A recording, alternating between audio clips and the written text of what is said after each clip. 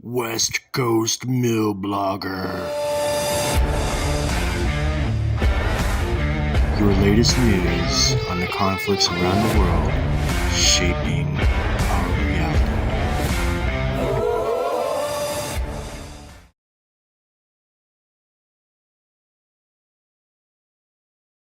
Hello, West Coast Milblogger fans. Exciting times at parent company from A to Z as they announce a campaign to win a screenplay contest.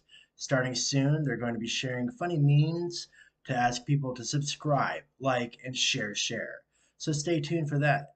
Now to this week's writing, where we want to know three things. First, more on Moscow to Beijing. Then, what's going on west, followed by groundbreaking research from our scientists at CERN.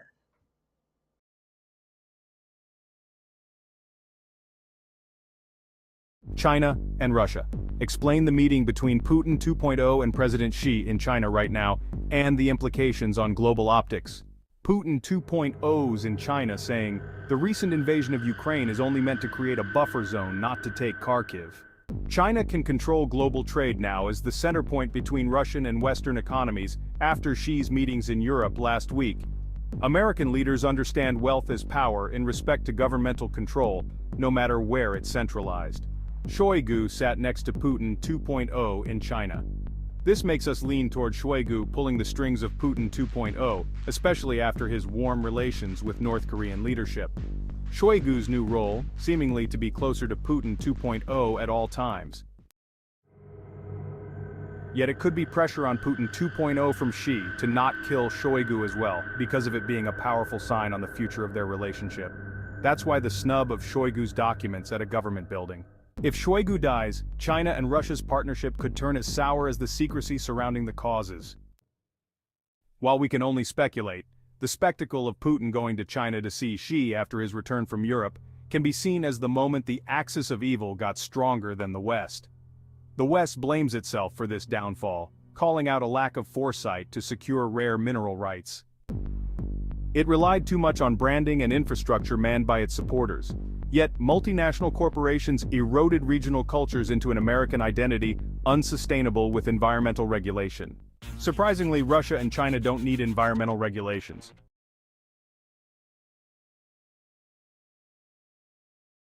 NATO and America. Tell West Coast Milblogger fans about a NATO representative's recent remarks on the war with Russia and China and America's role in strategic defense. Admiral Rob Bauer sat in a sparsely populated room to discuss the future of Western civilization. As people walked in and out during the event at the recent conference, he made it clear China has positioned itself as the owners of raw materials needed for advanced technology. To this end, China has weakened international security for Western companies who have become nothing but day traders in the development of future needs for advances in technology.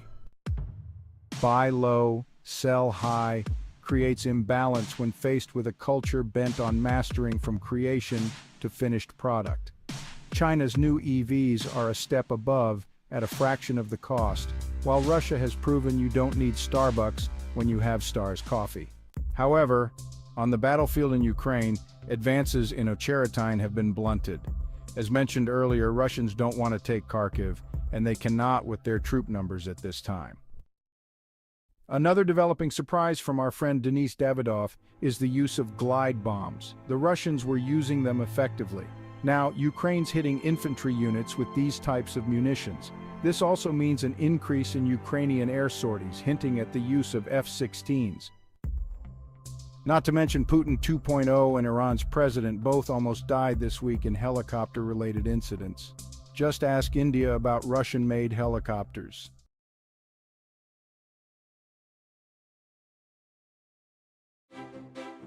Breakthrough at CERN.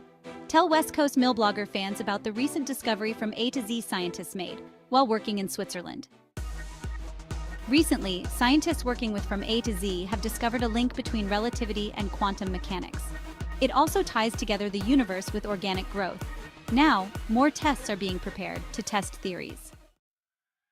Basically, it all begins with the Big Bang. Our entire universe and our reality began with the Big Bang. Even though the James Webb Telescope continues to challenge this belief with amazing observations, so far this theory holds true. Big Bang, a sudden expansion of dense opaque gas, cooling down, clumping together, and ionizing the gas. This thinned space in the universe, allowing light to travel. This is the relativity viewpoint of this phenomena, yet it could also be the observation of the quantum mechanic. That's if one can visualize a cell division as the expansion of a dark gaseous substance. The cell's division is the Big Bang. The new cell then undergoes an ionization process in order to fire electrical signals in the membrane. This could be the way to discover multiverse as well, as a cell is a universe, and each universe can be seen by other universes on the quantum scale when light is allowed to travel freely. Cells create the organic form acting in a parallel universe at a larger scale. Time moves faster in higher gravity, meaning millions of Earth years could pass in an instant at a cell's pace.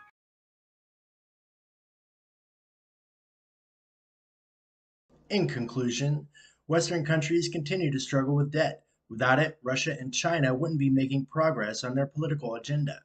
West Coast Milblogger stands on reporting Biden and Trump need a war with Russia and China to balance America's checkbook. That's unless they allow companies like From A to Z to research potential environmental technological breakthroughs with the hemp plant, not to mention cell divisions, connections to Big Bang Theory. Time's running out.